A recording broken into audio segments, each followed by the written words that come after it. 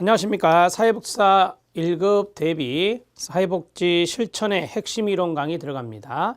사회복지 실천의 이번 강의는 두 번째 강의로서 3번 진단주의와 기능주의 비교 들어가도록 하겠습니다.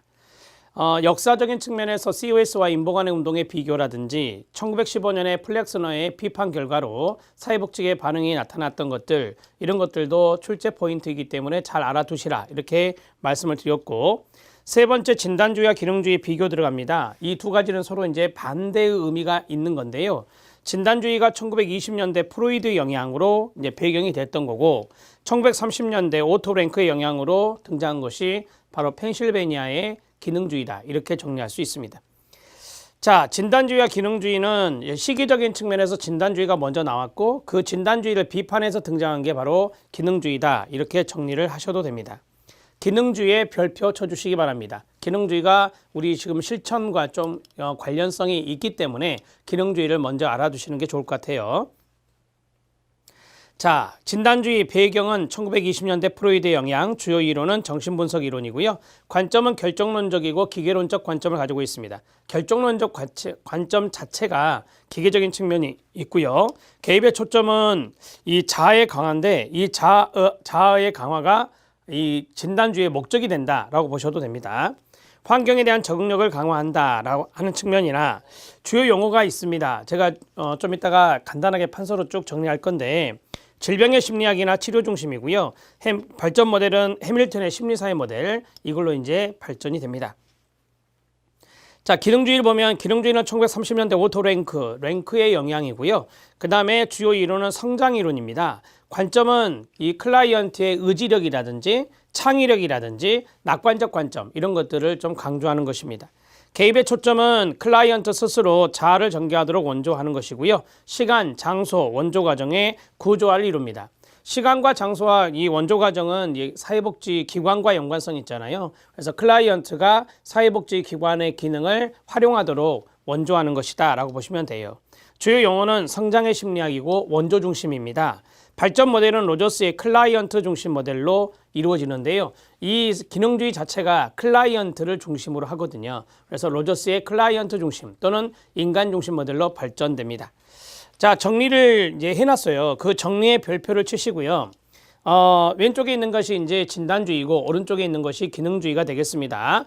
기능주의 쪽에 오른쪽에 별표 치시고, 제가 좀 중요한 단어에 밑줄을 쳐놨는데 같이 한번 읽어볼까요? 1번에 의지, 2번에도 의지, 3번은 현재, 4번은 분리, 5번은 창조력, 6번은 클라이언트 중심, 7번은 기능 활용, 클라이언트가 사회복지 기관의 기능을 활용한다라고 말했죠. 8번째는 성장과 원조가 되겠습니다. 이런 단어들을 좀 잘 알아놓으시라고 밑줄을 넣어드렸고요. 이제 그 전에 등장했던 진단주의를 보면 진단주의의 첫 번째 키워드는 무의식이에요. 두 번째는 양가 감정이고, 세 번째는 과거입니다. 네 번째는 정신분석 이론 생각나요? 네, 전이. 그 다음에 다섯 번째는 질병의 심리학과 치료, 그 다음에 치료자 중심입니다. 마지막은 저항이 되겠습니다. 자, 이러한 단어들이 진단주의 키워드다 이렇게 정리가 되죠. 그래서 진단주의 키워드와 기능주의 키워드가 확연하게 구분이 되기 때문에 이런 것들을 잘 알아두시는 것도 도움이 될 겁니다. 문제를 푸실 때. 자, 그러면 진단주의, 기능주의 비교를 간단하게 해보겠습니다.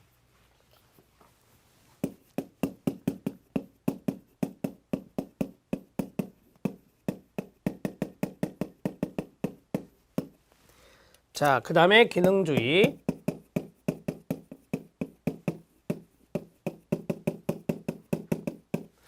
자, 계승한 게 아니고 비판한 거다.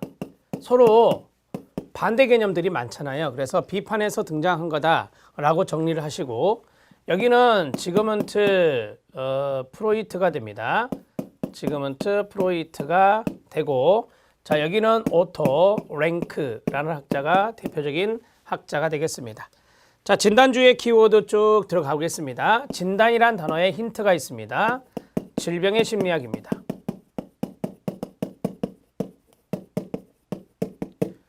치료 중심입니다. 치료자 중심입니다. 과거 중심입니다. 자, 그리고 진단주의는 심리사회 모델로 발전했다. 심리사회 모델로 발전했다. 이렇게 정리하시고요. 자, 진단주의의 키워드가 정신분석 모델과 연관성이 있는 거, 무의식, 양가감정, 전이, 저항. 자, 이러한 단어들이 중요한 단어가 되고, 자아의 강화, 자아의 강화, 자아의 강화를 목적으로 한다. 이렇게 간단하게 보시죠. 자, 이제 기능주의 들어갑니다. 대비되어서 이야기를 해볼게요. 여기는 성장의 심리학입니다.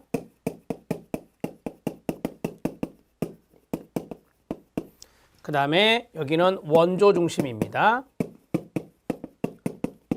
클라이언트 중심입니다. 현재 중심입니다. 그 다음에 이것은 클라이언트 중심이니까 로저스의 인간 중심 모델로, 로저스의 인간 중심 모델로 발전합니다. 자, 그 다음에 키워드를 좀 써보면 기관의 기능 활용, 기능주의라고 말씀드렸죠. 자, 그리고 계속 클라이언트의 창조력, 그 다음에 낙관적, 그 다음에 의지, 그 다음에 분리. 자, 이런 것들을 기능주의에서 키워드로 잡습니다. 기능주의의 목적은 뭐냐? 클라이언트의 자아, 창조적, 통합력, 증진입니다. 이것을 목적으로 하는 것이 기능주의다. 이렇게 정리할 수 있습니다. 자, 이 정도의 노트면 충분합니다. 이 정도의 노트로 진단주의와 기능주의를 해결해 내시길 바랍니다. 네 번째 들어갑니다. 사회복지 실천의 부분통합기 1950년에서 60년 사이에 등장한 게 1957년 정도의 펄먼의 문제해결 모델입니다. 펄먼의 문제해결 모델을 통합 모델로 최근에 출제를 했기 때문에 이 펄먼의 문제해결 모델까지를 통합이다. 이렇게 정리할 수 있고요. 대개 이제 펄먼의 문제해결 모델은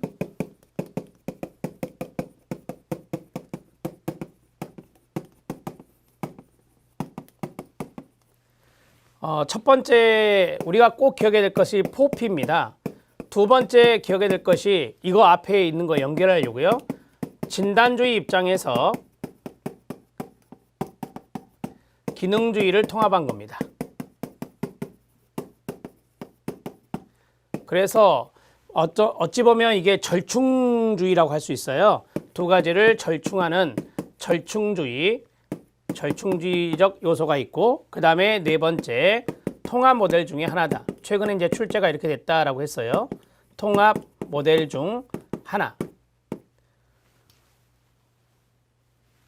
통합 모델 중 하나.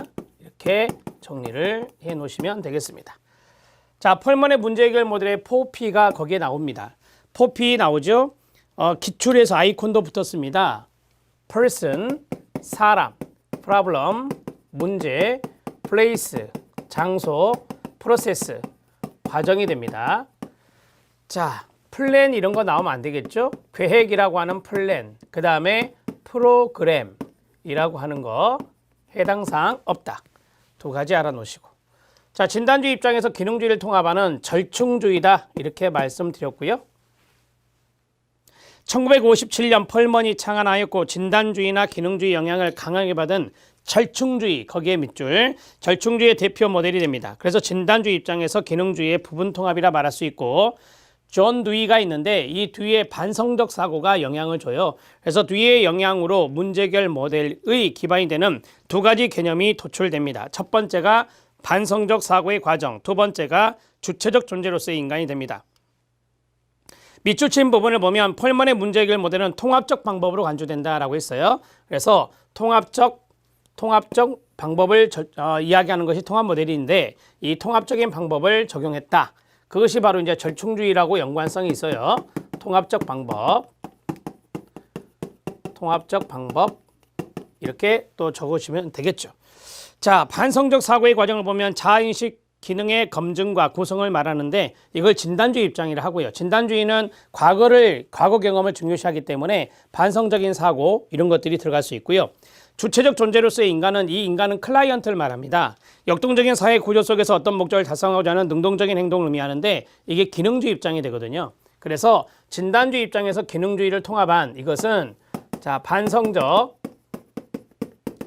사고의 과정과 그 다음에 주체적 존재로서의 인간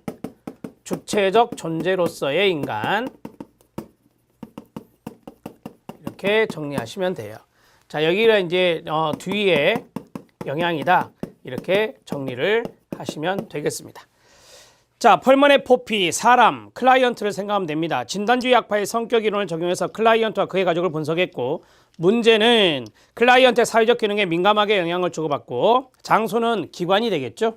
장소는 현장의 개념인 사회복지기관은 지역사회와 집단의 인간에 대한 복지의지에 의해서 형성되고 과정은 실천 과정을 말합니다. 실천 과정은 클라이언트 스스로 자신의 문제에 관계하여 대처함으로써 현재뿐만 아니라 미래 생활에도 안전성을 가지게 한다라고 했어요. 자, 다 내버려 두시고 네 가지 알아두시고 여기 두 가지는 해당되지 않는다라고 보시면 됩니다. 문제 해결 모델의 개입 기술을 보면 첫 번째, 문제 해결의 주된 초점은 그 다음에 밑줄, 클라이언트의 대처 능력 강화이다. 두 번째, 문제를 위험으로 보지 않고 그 다음에 밑줄, 도전으로 인식하도록 돕는다. 세 번째, 클라이언트가 선택한 대안을 밑줄, 스스로 모니터링하도록 돕는다. 자, 이게 이제 클라이언트 중심의 사상이 좀 들어있죠. 그 다음에 네 번째, 변화의 동기나 의지가 약한 클라이언트에게는 적합하지 않은 모델이다 라고 했죠. 그 자리에서요, 적합한 모델이다.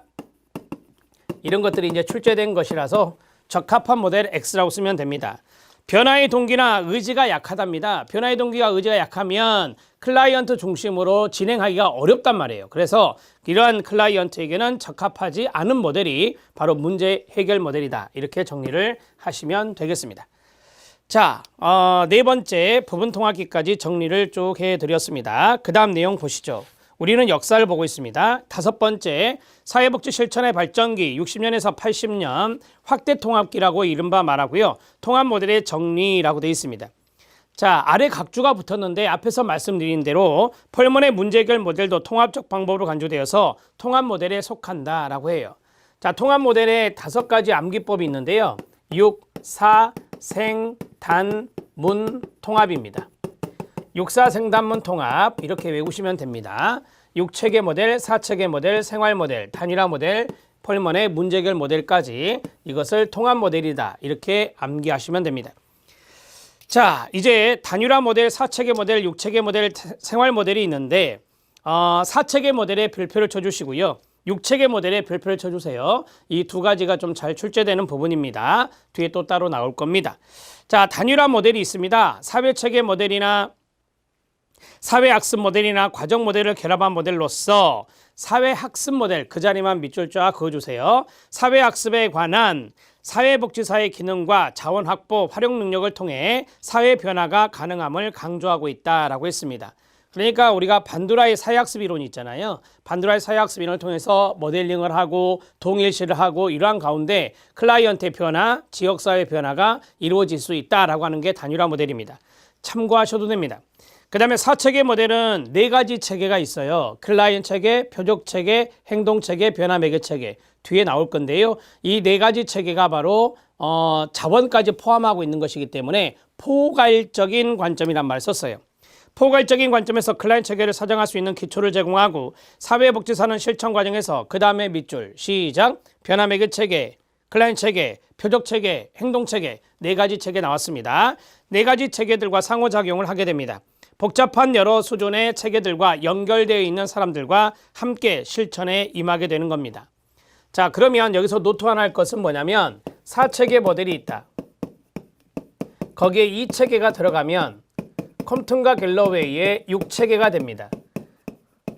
자, 4체계 플러스 2체계 하면 6체계가 되겠는데 여기에서 4체계를 말한 사람은 핑거스와 미나한이 되고 핑거스와 미나한 그 다음에 6체계를 말한 사람은 컴튼과 갤러웨이가 됩니다. 갤러웨이가 되는데 자 여기에서 두 가지 체계가 무엇이냐라고 하는 것이죠. 우리가 이제 클라이언트 표적 변화 매개 행동 이 네 가지가 있다는 걸 아셨는데 두 가지에는 전문가 체계가 있습니다. 전문가 체계가 첫 번째고요. 그 다음에 두 번째 문제인식 체계가 있습니다. 문제인식 체계를 다른 말로 의뢰 응답 체계다. 이렇게도 이야기합니다. 고로 6체계 말씀해 보세요. 시작. 클라이언트 체계, 표적 체계, 행동 체계, 변화 매개 체계, 전문가 체계, 문제인식 체계. 이렇게 하면 6체계가 된다. 컴튼과 갤러웨이는 6체계 모델의 학자가 됩니다. 자, 이제 6체계 모델 들어가기 전에 6체계 모델도 통합 모델에 들어가죠. 여기 있잖아요. 통합 모델에 들어가는데 이것은 6체계 모델이라고 하는 것은 체계 이론과 앞에서 했던 펄먼의 문제 해결 모델 이 두 가지를 접목시킨 거다라고 개념을 잡으시면 됩니다. 6체계 모델은 체계 이론과 펄먼의 문제 해결 모델을 접목시킨 모델이다. 지문 나옵니다. 1번 별표. 펄먼에 의해서 제시된 문제 해결 모델을 끊어요. 체계 이론과 접목하여 이루어진 통합적 모델이다. 6체계 모델입니다. 문제 해결 자체보다 과정이나 단계에서 활동에 중점을 둔다. 과정의 동그라미. 그래서 이 녀석의 동의어가 문제 해결 과정 모델이라고도 해요. 사회복사는 클라이언트의 성장 과정에 참여하여 밑줄. 클라이언트 능력을 강화하면서 삶의 문제에 보다 효과적으로 대처할 수 있도록 하는데 중점을 둔다라고 했어요. 생활 모델입니다. 생활 모델에서 가장 중요한 단어는 두 개인데요. 생태체계 관점이라고 하는 것과 스트레스입니다. 자, 개인과 환경 간의 상호작용, 즉 인간과 환경에 동시적 초점을 제공하고 이게 바로 생태체계입니다. 그 다음에 스트레스를 문제로 삼는데요. 스트레스나 개인적 장애뿐만 아니라 생활과의 맥락 속에서 파악하는 통합적 관점을 취하는 게 생활 모델이 됩니다. 자, 뒤에는 4체계 모델과 6체계 모델과 그 다음에 생활 모델이 뒤에 또 따로 나옵니다. 그때 자세히 하기로 하고. 자, 기출문제 확인 학습 가장 최근에 나왔던 문제인데요. 여기에서 우리가 체계 이론이 여기 나왔잖아요. 이 체계 이론 우리가 이제 체계 이론 하면은 일반 체계 이론을 이야기해요. 일반 체계 이론을 말하는데 자, 이 체계 이론에도 한계가 있다라고 하는 거예요. 일반 체계 이론의 한계는 간단히 말하면 추상성이 있다라고 하는 겁니다. 애매모호하다라고 하는 거예요. 애매모호한 추상성이 있다. 체계관의 설명을 구체적인 체계 간의 교류를 설명하지 못합니다. 추상적이 있어서 구체적으로 설명하지 못한다. 이렇게 해서 체계 이론의 한계를 잡아주시고, 그래서 우리 사회복지 실천 분야에서는 실천 현장에서는 체계 간의 구체적인 설명이 필요하잖아요. 그래서 실천 현장에서 적용하고 있는 것은 무엇입니까? 생태체계입니다. 생태체계 관점이나 생태체계 이론을 적용하고 있다. 이렇게 정리를 하시면 돼요. 생태체계 이론은 구체적입니다. 추상적이 아니라 구체적이고요. 구체적인 체계 간의 교류를 설명할 수 있는 것인데 그게 바로 인간과 환경의 상호작용이다. 자, 이러한 것들을 알아볼 수 있는 사정도구가 바로 생태지도라고 하는 것이 있었죠. 생태도, 그것을 활용해서 체계 간의 구체적인 설명을 하고 있는 것이 바로 생태체계 이론이다. 이렇게 정리하고 있습니다. 이 내용이 들어있어요. 자, 보겠습니다. 체계 이론은 다양한 수준들 사이의 연결을 만들고 파악하는 데 큰 도움이 되며 단선적인 결정론적 원인, 인과론을 배제하고 순환적 인과론의 밑줄. 체계 이론도 순환적 인과론이에요. 순환적 인과론을 가능케 함으로써 개인의 증상 또는 행동의 낙인을 줄여줍니다. 그러나 체계 이론은 다음과 같은 한계가 있습니다. 첫 번째, 추상성의 밑줄. 체계이론은 설명적이라기보다 해설적이고 추상적이고 모호한 면이 없지 않아 왜 그런 연결이 존재하는지, 왜 그런 일들이 일어나는가에 대한 대해 설명하지 않기 때문에 그것을 실증적으로 증명하기가 어렵습니다. 한마디로 말하면 애매모호하다라고 하는 거예요. 그 다음에 두루뭉실하게 말한다 이렇게 생각하시면 돼요. 특수 상황에의 적용 어려움입니다.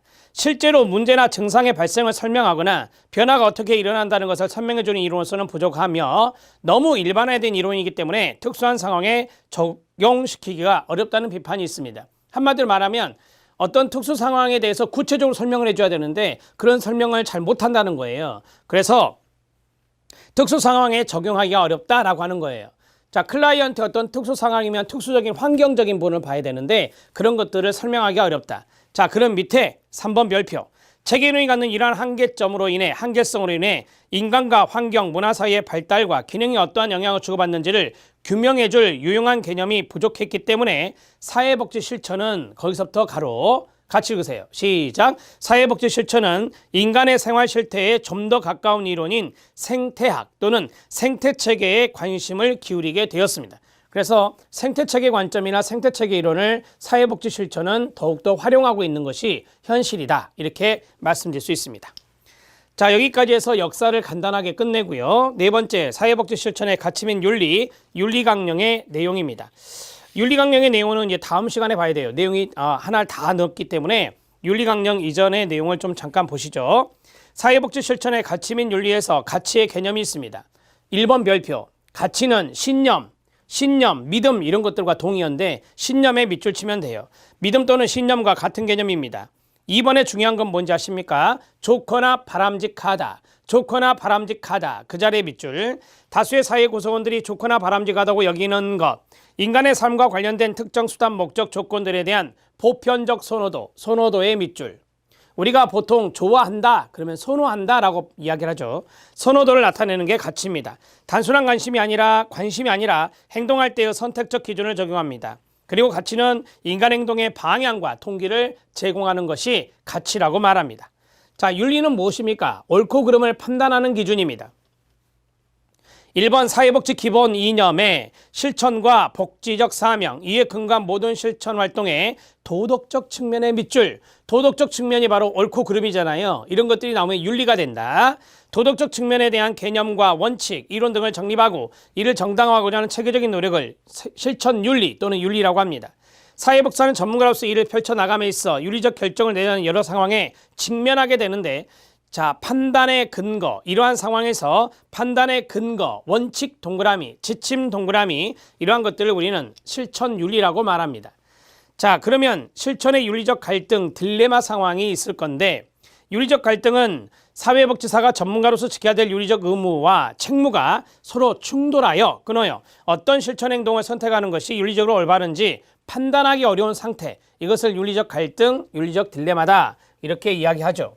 제가 기본 이론 때도 말씀을 많이 드린 게 있는데 그게 바로 이겁니다. 가치와 윤리 이 두 가지를 생각을 할 때 자, 가치가 더 큰 개념이다 이렇게 말을 해요. 그래서 윤리는 가치로부터 나옵니다. 윤리는 가치로부터 나온다. 이런 것도 이제 출제 지문이니까 알아두실 필요가 있고. 자, 그러면 가치라고 하는 것은 좋다. 그 다음에 선호한다. 그 다음에 바람직하다.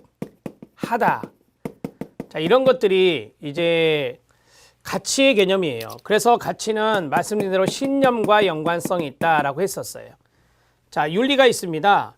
윤리는 옳다. 그 다음에 도덕적인 판단이다라고 했어요. 도덕적인 판단이다. 그 다음에 어떤 판단에 있어서의 원칙이나 지침을 우리는 바로 윤리라고 말한다. 그러한 원칙이나 지침이 있는 게 에틱 코드라고 하는 윤리강령이다. 이렇게 정리할 수 있겠죠. 자, 이 가치와 윤리, 가치에는 갈등 요소가 존재할 수 있습니다. 그럴 때 윤리도 마찬가지 딜레마 상황이 벌어질 수 있다. 이렇게 정리를 하시면 됩니다. 자, 이러한 내용들을 간단하게 적어 놓으실 필요가 있다라고 정리해 드립니다. 윤리적 갈등의 주요 요인이 5가지 있습니다. 2개 이상의 가치가 충돌하고 있다. 이것을 뭐라 합니까? 그렇습니다. 상충하는 가치라 합니다. 사회복사는 기관에 대한 의무도 있어요. 그 다음에 클라이언트에 대한 의무도 있어요. 이걸 뭐라 합니까? 네, 상충하는 의무라고 합니다. 상충하는 의무의 동의어가 있어요. 이거는 기관에 대한 충성심과 그 다음에 클라이언트에 대한 역할입니다. 그래서 충성심과 역할 갈등이라고도 하는 것이 바로 상충하는 의무입니다. 상충하는 의무의 동의어니까 써놓으시면 됩니다. 세 번째, 다수의 클라이언트 체계가 있습니다. 클라이언트에게 많은 문제가 있다. 그러면 이제 어떤 걸 먼저 접할지 갈등할 수 있겠죠. 하나 이상의 복잡성을 가진 클라이언트와 일할 때가 다수의 클라이언트 체계가 됩니다. 결과의 모호성입니다. 윤리적인 결정을 내릴 때 그 결과에 대해서 정확하게 알기 어렵다. 모호하니까 딜레마가 일어나는 거예요. 힘의 불균형성이 있습니다. 사회복지사와 클라이언트 간의 어떤 힘, 권위적인 측면에 불균형이 있어요. 그렇다 보니까 딜레마가 발생하는데, 자, 이런 것들은 사례 문제도 많이 나오거든요. 제가 이제 되게 사례 문제를 이제 보면 클라이언트와 사회복지사의 힘의 불균형성, 그 다음에 이러한 내용들의 권위의 불균형성, 이러한 것들을 사례, 전공서적에 보면 이런 것들이 많아요. 사회복지사는 클라이언트에게 자기결정권을 존중해 줘야 돼요. 자기결정권을 존중해 줘야 되는데 클라이언트는 정작 사회복지사에게 의존합니다. 의존을 해요. 왜냐하면 여기가 권위나 힘이 많고 여기는 권위와 힘이 없죠. 전문가가 아니기 때문에. 자, 이러한 힘의 불균형성 때문에 사회복지사는 클라이언트에게 자기결정권을 존중해 주려고 하고 클라이언트는 사회복지사에게 뭐한다? 의존하려고 하고, 이럴 때 이제 사회복지사는 갈등에 놓일 수 있다라고 하는 거예요. 이걸 뭐라 한다고요? 시작. 힘의 불균형성이라고 한다. 이렇게 정리하시면 돼요. 자, 이 의존이라는 단어가 나올 거예요. 사례 들어가면. 그래서 의존의 별표. 자, 이거는 다섯 번째 사례에서 나올 수 있는 것들이다. 이렇게 정리하시면 됩니다. 자, 류엔버그와 돌고프의 치론칙이 있습니다. 여러분, 이것은 순서만 잘 하시면 돼요. 순서 문제가 거의 대부분입니다. 자, 여기 있는 내용들 쭉 훑은데 그 위에 보면 암기법이 있어요. 제가 이거 암기법은 좀 이따 설명을 할게요. 이게 어떻게 만들어진 건지. 자, 생명보호가 있습니다. 이론칙이죠. 그 다음에 맨 끝에 진실 알림이 있습니다. 이게 7번째예요. 그래서 윤리 7원칙입니다. 류엔버그와 돌고프는 윤리 7원칙이라고 말해요. 생명보호 들어갑니다. 생명보호 원칙은 다른 여러 의무나 원칙들에 우선하여 발생하는데 생명에 관한 권리는 모든 권리 중에서 가장 기본적인 것이 되고 생명의 권리가 침해된다면 어느 누구도 다른 권리를 누릴 수는 없습니다. 평등과 불평등이 2번째입니다. 동등한 사람들은 평등하게 처우돼야 되는 권리를 갖습니다. 동등하지 않은 사람들은 동등하지 않은 이유가 정당하다면 불평등하게 처우돼야 된다는 권리를 말합니다. 그래서 평등과 불평등이라 합니다. 자율과 자유입니다. 사회복사는 개인의 자율성과 독립성, 자유를 신장시키는 윤리적 결정을 내려야 하는데 자유가 매우 중요한 가치이지만 자신이나 다른 사람의 생명의 원칙이 갖는 중요성보다는 우선할 수가 없습니다. 이 자율과 자유를 쉽게 말하면 자기결정권이라 말할 수도 있습니다. 최소 손실입니다. 사회복사는 항상 최소한의 손실, 최소한의 영구적인 손상 혹은 가장 쉽게 회복될 수 있는 손실을 처리하는 기회를 선택해야 됩니다. 클라이언트에게 있어서 최소 손실이 되게 해야 된다라고 하는 거고, 그 다음에 삶의 질입니다. 사회복사는 지역사회뿐만 아니라 개인들과 모든 사람들의 삶의 질을 보다 향상시키는 기회를 선택할 필요가 있습니다. 6번째 원칙은 비밀보장입니다. 모든 사람들의 사생활 보호의 권리를 신장시키는 윤리적 결정을 해야 됩니다. 비밀을 누설하지 않고 유지하는 것이 이 의무를 지키는 직접적인 결과가 되고 진실을 알리는 겁니다. 비밀보장에는 한계가 있을 수 있는데 그게 이제 알리는 건데요. 사회복지사는 클라이언트와 다른 사람들에게 진실을 말하고 모든 관련 정보를 충분히 개발하는 것을 허용하는 윤리적 결정을 하는 경우도 있습니다. 그게 바로 진실 알림 또는 성실의 원칙이라고 합니다. 자, 그걸 어떻게 세팅하나 보세요. 류엔버그와 돌고프 윤리 7원칙이 됩니다. 자, 여기는 순서가 중요하다 말씀드렸어요. 순서가 중요하다. 그러면 외우시면 되는데 순서대로. 자, 우리는 생명보호가 1순위라는 것은 누구도 부인할 수 없습니다. 이게 1순위가 됩니다. 자, 그러면 나머지 6가지가 남았는데 6가지는 하나, 둘, 셋 이런 식으로 정리를 할 때 지금 아래로 세팅을 하려고 해요. 이게 첫 번째고 맨 마지막에 7번째가 될 겁니다. 자, 하나 앞부분, 하나 앞부분, 하나 앞부분을 외우자 이거예요.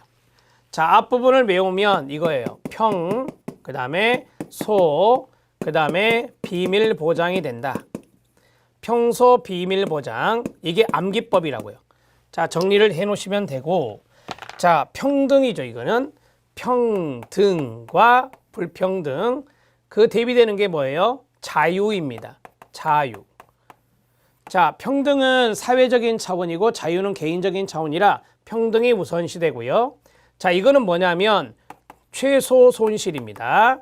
최소 손실. 자, 그러면 여기에 대비되는 게 뭐냐면 삶의 질입니다. 삶의 질 향상. 자, 최소 손실은 상당히 구체화된 거고요. 삶의 질 향상은 추상적인 거예요. 그래서 이게 우선이 됩니다. 비밀 보장에 대비되는 게 뭐죠? 진실을 알리는 겁니다. 진실을 알리는 것의 동의어는 성실의 원칙이다. 이렇게 말씀드렸어요. 자, 그러면 해결됐죠? 평, 소, 비밀 보장을 외우시고 평등에 대비되는 거 자유, 최소 손실에 대비되는 거 삶의 질, 비밀 보장에 대비되는 거 진실을 알림, 성실입니다. 번호를 매기면 이게 1, 이게 2, 이게 3, 이게 4, 이게 5, 이게 6, 이게 7이 된다. 그래서 윤리치론칙은 이런 식으로 정리를 하시는 거예요. 자, 됐습니다. 레비의 사회복지 전문직의 가치 3가지. 이것도 최근에 출제가 된 겁니다. 별표 하나 치시고요. 자, 레비의 3가지 가치는 사람 우선 가치, 수단 우선 가치, 결과 우선 가치가 있어요. 자, 사람 우선 가치 보겠습니다. 전문직 수행의 대상인 사람 자체에 대해 전문직이 갖춰야 될 기본적인 가치관입니다. 클라이언트에 대해서 갖춰야 될 기본적인 가치관. 이게 바로 사람 우선 가치입니다. 클라이언트를 하나의 개별화된 인간으로 보고, 거기 2번이 중요하거든요. 2번 밑줄 치세요. 클라이언트를 하나의 개별화된 인간으로 보고 능력을 인정해주며 그에 따라 고난을 인정해주는 가치관. 여기까지만 하면 됩니다. 이것이 바로 사회복지 실천의 가장 기본적인 철학이 되겠죠. 자, 그 다음에 결과 우선 가치가 있습니다. 사람에 대해 서비스를 제공했을 때 초래하는 결과의 동그라미요. 여러분, 우리가 클라이언트에게 서비스를 줬어요. 변화가 됐습니다. 결과적으로 변화가 됐으면 그 변화가 유지될 수 있도록 사회적인 책임이 필요하다는 거예요. 자, 2번 별표. 사회가 개인의 발전을 위해 사회 참여에 대한 기회를 동등하게 제공해야 된다는 사회적 책임에 대한 믿음, 거기에 밑줄. 사회적 책임이 바로 결과 우선 가치와 연관성이 있습니다. 자, 수단 우선 가치입니다. 서비스를 수행하는 방법, 동그라미, 동의어. 수단, 도구, 다 동의어입니다. 방법이나 수단과 도구에 대한 가치관이 여기에 들어가고요. 자, 우리가 인간에 대한 존엄성이 있어야 된다라고 말을 하잖아요. 거기에 대표적인 수단이 뭐냐? 자기결정권. 자기결정권이나 비밀보장, 이런 것들이 여기에 들어갈 수 있겠죠. 2번 별표. 사람은 존경과 존엄으로 다루어져야 되며 자기결정의 권리, 거기에 밑줄. 자기결정의 권리를 가져야 하고 사회 변화에 참여하도록 북돋워져야 하며 독특한 개인으로 인정돼야 한다는 믿음과 같은 것이다 라고 했어요. 독특한 개인으로 인정받는 것이 바로 개별화입니다. 자, 개인의 자율성으로 요약될 수 있는 수단 우선 가치는 자율성의 동그라미요. 이게 아까 했던 자기결정권이에요. 인간은 클라이언트예요. 그래서 인간의 자율성은 클라이언트의 자기결정권을 말합니다. 자, 수단 우선 가치는 사회복지 실천 과정에서 매우 중요한 가치 체계가 될 수 있다라고 보시면 되겠습니다. 자, 이 레비는 이렇게 정리하시면 돼요. 자, 레비의 가치 3가지가 있는데 가치 3가지의 첫 번째는 사람 우선 가치가 있다.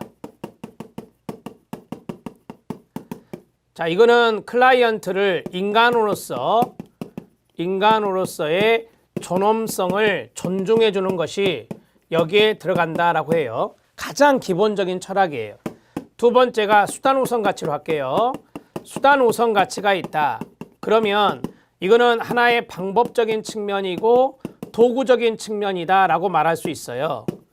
자, 거기에 대표적인 것이 바로 자율성 인정이다라고 했어요.